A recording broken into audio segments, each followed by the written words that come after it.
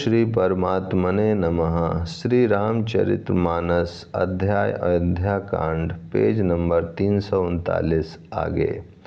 इधर तो पुत्र का स्नेह है और उधर वचन प्रतिज्ञा। राजा इसी धर्म संकट में पड़ गए हैं। यदि तुम कर सकते हो तो राजा की आज्ञा सिरोधार करो और उनके कठिन कलेश को मिटाओ। कई बेधड़क बैठी ऐसी कड़वी वाणी कह रही है जिसे सुनकर स्वयं कठोरता भी अत्यंत व्याकुल हो उठी। जीव धनुष है, वचन बहुत ही से तीर हैं, मानो राजा ही कोमल निशाने के समान हैं। इस सारे साज सामान के साथ मानो स्वयं कठोरपन श्रेष्ठ वीर का शरीर धारण करके धनुष विद्या सीख रहा है। श्री रघुनाथ जी को सब हाल सुनाकर वह ऐसे बैठी है मानो निष्ठुरता ही शरीर धारण किए हुए हो। सूर्य कुल के सूर्य स्वाभाविक ही आनंद निधान श्री रामचंद्र जी मन में मुस्कुराकर सब दूषणों से रहित ऐसे कोमल और सुंदर वचन बोले जो मानो वाणी के भूषण ही थे। हे माता सुनो, वही पुत्र बड़भागी है जो पिता माता के वचनों का अनुरागी पालन करने वाला है। आज्ञा पालन के द्वारा माता पिता को संतुष्ट करने वाला पुत्र हे जननी सारे संसार में दुर्लभ है।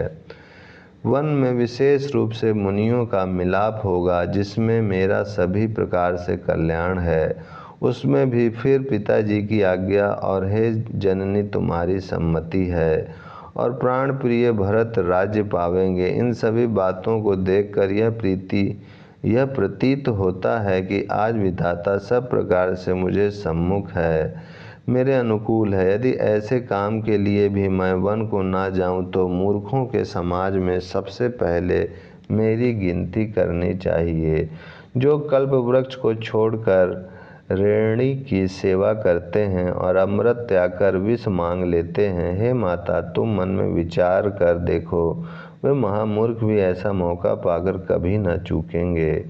हे माता मुझे एक ही दुख विशेष रूप से हो रहा है, वह महाराज को अत्यंत व्याकुल देखकर। इस थोड़ी सी बात के लिए ही पिताजी को इतना भारी दुख हो। हे माता मुझे इस बात पर विश्वास नहीं होता, क्योंकि महाराज तो बड़े ही धीर और गुणों के अथाह समुद्र हैं। अवश्य ही मुझसे कोई बड़ा अपराध हो गया है जिसके कारण महाराज मुझसे कुछ नहीं कहते। तुम्हें मेरी सौगंध है माता, तुम सच सच कहो। रघुकुल में श्रेष्ठ श्री राम जी के स्वभाव से ही सीधे वचनों को दुर्बुद्धि कई टेढ़ा ही करके जान रही है। जैसे यद्यपि जल समान ही होता है परंतु ज्यों उसमें टेढ़े चाल से ही चलती है। रानी कैकेयी श्री रामचंद्र जी का रुख पाकर हर्षित हो गई और कपटपूर्ण स्नेह दिखाकर बोली, तुम्हारी शपथ और भरत की सौगंध है, मुझे राजा के दुख का दूसरा कुछ भी कारण विदित नहीं है। हे तात तुम अपराध के योग्य नहीं हो, तुमसे माता पिता का अपराध बन पड़े यह संभव नहीं। तुम तो माता पिता और भाइयों को सुख देने वाले हो। हे राम तुम तो कुछ कह रहे हो सब सत्य है। तुम पिता माता के वचनों के पालन में तत्पर हो, मैं तुम्हारी बलिहारी जाती हूँ। तुम पिता को समझाकर वही बात कहो जिससे चौथेपन बुढ़ापे में इनका अपयश ना हो। जिस पुण्य ने इनको तुम जैसे पुत्र दिए हैं उसका निरादर करना उचित नहीं। कैकेयी के बुरे मुख में ये शुभ वचन कैसे लगते हैं जैसे मगध देश में गया आदिक तीर्थ। श्री रामचंद्र जी को माता कैकेयी के सब वचन ऐसे अच्छे लगे जैसे गंगा जी में जाकर अच्छे बुरे सभी प्रकार के जल शुभ सुंदर हो जाते हैं।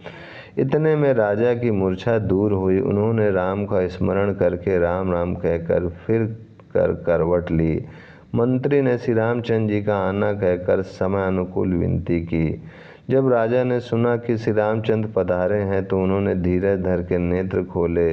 मंत्री ने संभाल कर राजा को बैठाया। राजा ने श्री रामचंद्र जी को अपने चरणों में पड़ते प्रणाम करते देखा। स्नेह से विकल राजा ने राम जी को हृदय से लगा लिया, मानो सांप ने अपनी खोई हुई मणि फिर पा ली हो। राजा दशरथ जी श्री राम जी को देखते ही रह गए, उनके नेत्रों से आंसुओं की धारा बह चली।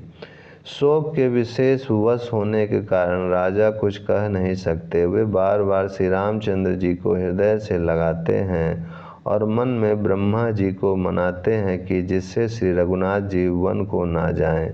फिर महादेव जी का स्मरण करके उनसे निहोरा करते हुए कहते हैं, हे सदाशिव, आप मेरी विनती सुनिए। आप आशुतोष शीघ्र प्रसन्न होने वाले और अवघड़दानी मुँह मांगा दे डालने वाले हैं, अतः मुझे अपना दीन सेवक जानकर मेरे दुख को दूर कीजिए। आप प्रेरक रूप से सबके हृदय में हैं। आप श्री रामचंद्र को ऐसी बुद्धि दीजिए जिससे वे मेरे वचन को त्याग कर और शील स्नेह को छोड़कर घर में ही रह जाएं। जगत में चाहे अपयश हो और सुयश नष्ट हो जाए, चाहे नया पाप होने से मैं नरक में गिरूं अथवा स्वर्ग चला जाऊं, पूर्व पुण्यों के फलस्वरूप मिलने वाला स्वर्ग चाहे मुझे ना मिले, और भी सब प्रकार के दुसह दुख आप मुझसे सहन करा लें, पर श्री रामचंद्र मेरी आँखों की ओट ना हो। राजा मन ही मन इस प्रकार विचार कर रहे हैं, बोलते नहीं। उनका मन पीपल के पत्ते की तरह डोल रहा है। श्री रघुनाथ जी ने पिता को प्रेम के वश जानकर और यह अनुमान करके कि माता फिर कुछ कहेगी तो पिताजी को दुख होगा, देश काल और अवसर के अनुकूल विचार कर विनीत वचन कहे, हे तात, मैं कुछ कहता हूँ, यह ढिठाई करता हूँ, इस अनैचित्य को मेरी बाल अवस्था समझकर क्षमा कीजिएगा। इस अत्यंत तुच्छ बात के लिए आपने इतना दुख पाया, मुझे किसी ने पहले कहकर यह बात नहीं जनाई। स्वामी, आपको इस दशा में देखकर मैंने माता से पूछा। उनसे सारा प्रसंग सुनकर मेरे सब अंग शीतल हो गए। मुझे बड़ी प्रसन्नता हुई। हे पिताजी, इस मंगल के समय स्नेहवश होकर सोच करना छोड़ दीजिए और हृदय में प्रसन्न होकर मुझे आज्ञा दीजिए। यह कहते हुए प्रभु श्री रामचंद्र जी सर्वांग पुलकित हो गए। उन्होंने फिर कहा, इस पृथ्वी तल पर उसका जन्म धन्य है जिसके चरित्र सुनकर पिता को परम आनंद हो, जिसको माता पिता प्राणों के समान प्रिय हैं। चारों पदार्थ धर्म अर्थ काम मोक्ष उसके करतलगत मुट्ठी में रहते हैं। आपकी आज्ञा पालन करके और जन्म का फल पाकर मैं जल्दी ही लौट आऊँगा, अतः कृपया आज्ञा दीजिए। माता से विदा मांग आता हूँ, फिर आपके पैर लगकर प्रणाम करके वन को चलूँगा। ओम शांति शांति शांति।